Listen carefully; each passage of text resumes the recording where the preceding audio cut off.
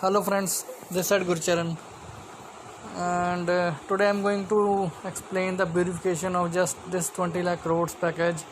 Just simple images I have. Main इसमें यही बताया गया है कि 20 लाख को कैसे इन्होंने बाइफरेट कई लोगों को समझ ही नहीं आ रहा। वो पूछ रहे हैं कि अभी तक ये 20 लाख करोड़ का पैकेज चल ही रहा है, 3-4 दिन हो गए।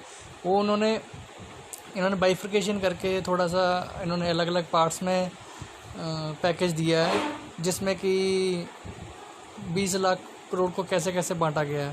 पहले अभी तक ये 4 पैकेज दे चुके हैं, उनका टोटल मतलब 18 लाख करोड़ बनता है। ये आप देख भी सकते हो।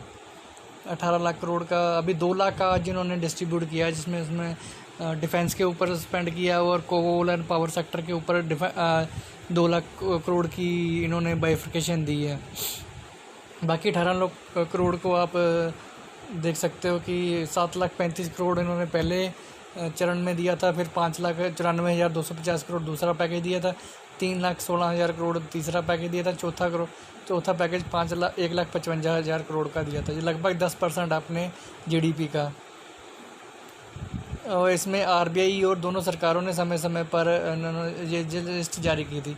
पहले पैकेज में आप देख लो कि 7,35,000 करोड़ में गया था। 25 मार्च को ये इन्होंने पहले ही दे दिया था 1,70,000। मतलब शुरू से जब से कोविड-19 की सिचुएशन शुरू हुई थी तब से देते आ रहे हैं, तब से आज तक मिला के ये 20 लाख करोड़ बना रहे हैं। ये पहले 25 मार्च को जो दिया था 1,70,000 करोड़ जारी किया था, उसके दिन उसके बाद 1,70,000 उसके बाद अगले ही दिन भारतीय रिजर्व बैंक आरबीआई ने कई चरणों में घोषणा की थी। यानी प्रधानमंत्री की घोषणा से पहले कुल 7,35,000 करोड़ के पैकेज किए गए। इसमें 1,70,000 करोड़ रुपए का प्रधानमंत्री का पैकेज है, जबकि आरबीआई का जो लिक्विडिटी बढ़ाने के लिए 5,65,200 करोड़ रुपए की घोषणा की गई थी। ठीक है जी, ये 7,35,000 करोड़ की बाइफिकेशन हो गई पहले की। और दूसरा पैकेज उन्होंने 6 लाख का दिया था, 6.25 लाख, 5,94,000 का। उस पैकेज में वित्त मंत्री ने बुधवार को जारी किया था, अभी जो लास्ट वीक में वेडनेसडे था। उसमें पैकेज में एमएसएमई के लिए लोन, कोलेटरल, डेट और इक्विटी आदि को मिलाकर 3,70,000 करोड़ रुपए उसको दिया गया था। इसी तरह पीएफ के लिए, मतलब ये लोन ही होगा 3,70,000 करोड़ का, और क्या हो गया। मतलब ये सिर्फ राहत पैकेज बोल रहे हैं, ये तो कर्जा बांट रहे हैं, सीधी सी बात है ये, और कुछ नहीं है। जो इन्होंने थोड़ा बहुत किया वो ईपीएफ की पेमेंट इन्होंने अपनी तरफ से 2-3 महीनों की जमा करवाई है, यही है। तो उसकी अमाउंट एकदम कम कर दी, 9,09,250 करोड़ रुपया।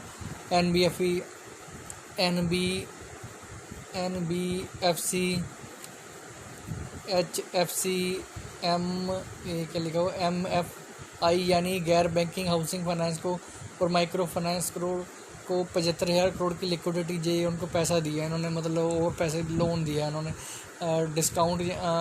डिस्कॉम यानी बिजली कंपनी के लिए 90,000 करोड़ की घोषणा की गई है, जबकि टीडीएस के रिडक्शन पर 5,000 करोड़ रुपये घोषित किया गया। टीडीएस का रेट इन्होंने 25% इन्होंने कम कर दिया, वो भी सरकार अपनी तरफ से भरेगी। मतलब इनका कहने का मतलब ये सभी, मतलब सरकार को जो नुकसान हो रहा है वो भी इस पैकेज में ले रहे हैं। मतलब सरकार को मान लो 100 रुपये टैक्स आ रहा था, अभी सरकार को 75 रुपये टैक्स आ गया। 25 रुपये का जो लॉस सरकार को हुआ है वो भी इस चीज़ में इंक्लूड कर रहे हैं। ये इन्होंने अपनी तरफ से कुछ नहीं दिया है, सिर्फ अपना बजट, जो जिनका बजट इनका हिलेगा 20 लाख करोड़ से, वो चीज़ें ये बता रहे हैं। ठीक है जी, ये तीसरा पैकेज देख लो, 3,16,000 करोड़ का वीरवार को इन्होंने दिया था। इसमें पीडीएस के 3,500 करोड़ मुद्रा योजना के तहत शिशु लोन के लिए 1,500 crore, special credit facility, street vendor के लिए 5,000 करोड़। ये सब लोन बांट रहे हैं और कुछ नहीं कर रहे हैं। लोन की क्या ज़रूरत है जब लोगों के काम धंधे ही नहीं चल रहे हैं।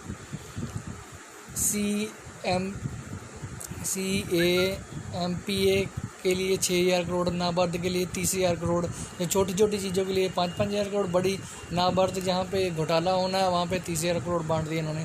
क्रेडिट किसान कार्ड के लिए 2 लाख करोड़ रुपए दिया। क्रेडिट लिंक सब्सिडी के लिए 70,000 करोड़ रुपए जारी किए गए। ठीक है जी, तीसरे पैकेज में ये था। अब जो कल चौथा पैकेज आया था शुक्रवार को,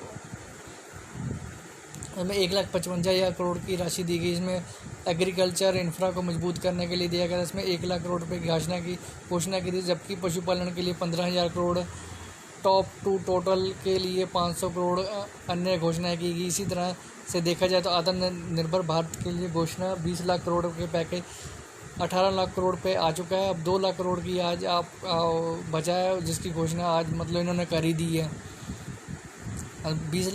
20 लाख करोड़ भारत की जीडीपी का 10% है। अभी 2 लाख करोड़ का तो आपने लाइव सुन भी लिया होगा कि कोल इंडिया, और आज ही इनके बारे में न्यूज़ भी दी थी कोल इंडिया के बारे में। अगर पेमेंट नहीं मिलती है तो शेयर गिर सकता है, पर अगर लिक्विडिटी आती है इस न्यूज़ की वजह से, पावर कंपनीज को पैसा मिलता है, वो पेमेंट करते हैं कोल इंडिया को, तो वो शेयर थोड़ा बुल होगा वो। और जैसे कि अभी ये भी देखो, ये जो उन्होंने तो बोल दिया कि हम लोन देना है, ठीक है, कर्जा बांट रहे हैं, पर कर्जा मेन बांटने के लिए लोग लेने भी तो चाहिए। जो एमएसएमई है, जो छोटे मोटे कारोबारी है, वो लोन ही नहीं ले रहे हैं, और बैंक भी डर रहे हैं। मेन तो ये भी चीज़ देखो, बैंक भी ज़्यादा डर रहे हैं। ये आप न्यूज़ पढ़ो, कर्ज देने का मुख्य कारण जोखिम लेने की भावना का अभाव है। कर्ज नहीं देने का मतलब, अगर कर्ज बैंक वाले नहीं दे रहे हैं, आरबीआई ने तो बोल दिया बैंकों के लोन बांटो, लोन दो आप लोगों को, आपका रजिस्टर, आप अपना बिजनेस शो करो, एक्टिविटी शो करो, और हम आपको लोन देंगे। बट आरबीआई के गवर्नर सुब्बा राव ने कहा कि कर्ज नहीं दिए जाने की कारण नकदी या ब्याज दर नहीं है। अगर ब्याज दर भी इतना कम है, ये रीज़न नहीं है उनका। मेन रीज़न यही है कि जोखिम लेने की भावना का अभाव है। इनमें जो कैपेबिलिटी है, जो रिस्क लेने की कैपेबिलिटी है, वो कम है। अब आपको पता ही, सरकार कई कदम उठाने पड़े हैं। वह बैंकों को गारंटी भी दे रही है। क्राइसिस लिमिटेड ने के मुताबिक बैंकों के ऊपर पहले ही बैड लोन का दबाव है। इसी बीच कोरोना वायरस के कारण देश में लॉकडाउन भी लागू हो गया। अगर लॉकडाउन के कारण आर्थिक गतिविधि ठप हो गई, बेरोजगारी 27% में पहुंच गई। चालू कारोबारी 20 साल में कर्ज की वृद्धि दर घटा के 2-3% पर आ गई है, जो कि 1 साल पहले 6% थी।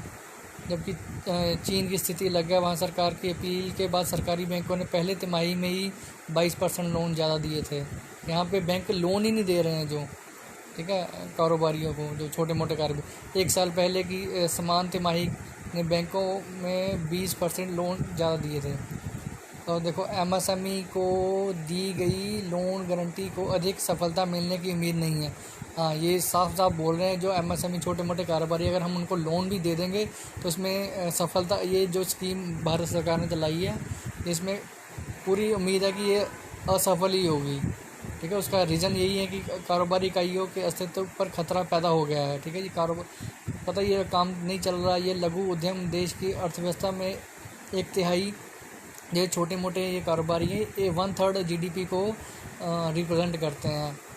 देश का सबसे ज़्यादा रोज़गार यही देते हैं। Think tank centre for monitoring Indian economy के मुताबिक लॉकडाउन के कारण पिछले महीने देश में 12 करोड़ लोगों की नौकरी छूट गई है।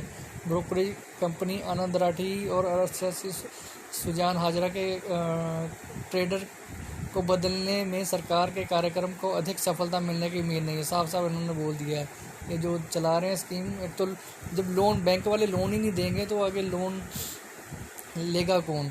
तो ये पैकेज एक तरफ ख़त्म ही हो जाए, मतलब सफल नहीं हो पाएगा। नए पैकेज की तरफ एमएसएमई सेक्टर को 4 साल के लिए करीब $40 अरब के लोन की गारंटी दी गई है। इसका लाभ 45 लाख कंपनियों को मिलेगा। कंपनियों को 12 महीने के लिए लोन भुगतान पर मोरेटोरियम दिए गए। 12 महीने तक मतलब आप पेमेंट नहीं कर सकते हो। ठीक है जी, वो भी लोन, बैंक वाले लोन कंपनीज को देंगे, उनको 12 महीने का टाइम दिया गया। इसके बाद भी ठीक है जी, बोल रहे हैं कि अगर कंपनी डिफ़ॉल्ट करती है तो सरकार उसका बोझ उठाएगी। बैंक वाले सीधा साफ साफ बोल रहे हैं कि हम लोन चलो दे देते हैं कारोबारी का, अगर उसके बाद 12 महीने के बाद भी पेमेंट नहीं आती तो सरकार को ये रिस्क उठाना पड़ेगा। तो कुल मिला के जो पैकेज है, मेरे को तो समझ ही नहीं लगा कि किसके जेब में कितना पैसा गया है। सारा घोटाला, अब क्या हम बोल भी नहीं सकते हैं। तो मेरे को तो आपको यही बताना था कि ये जो बाइफर्केशन है 20 लाख की, यही बाइफर्केशन है कि पहला, दूसरा, तीसरा, चौथा, आज 5वां चरण था उसका, वो भी ख़त्म हो गया। और वीडियो आपको अच्छी लगी तो उसको शेयर करना, लाइक करना। थैंक्स, गुरचरण है।